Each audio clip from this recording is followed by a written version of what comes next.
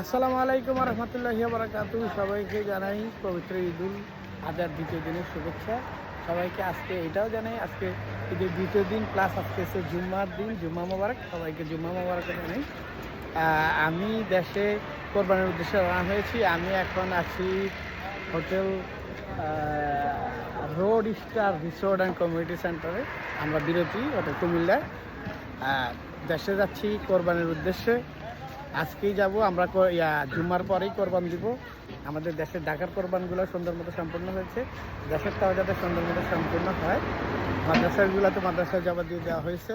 কালকেই প্রথম দিন, আমার জন্য দোয়া করবেন যাতে আজকে আর আমি সুস্থভাবে যেতে পারি। শরীর খুব টায়ার্ড প্রচণ্ড। কালকে কাজ শেষ করতে করতে রাত্রে 4টা বাজছে। সবাইকে আত্মীয় স্বজন সবাইকে দিয়ে সবাইকে বিদায় করে সব ধোয়াপালা বানুরজন বাবুচি টাবুচি সবাইকে বিদায় করতে, যে আমার জন্য সবাই দোয়া করবেন। এখন সকালে নাস্তাও খাইনি, এখন খাবো।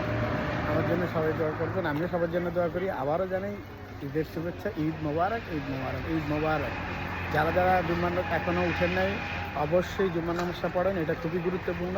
জুম্মার নামাজ পড়তেই হবে, এটার কোনো বিকল্প নেই। জি, আসসালামু আলাইকুম রহমতুল্লাহি।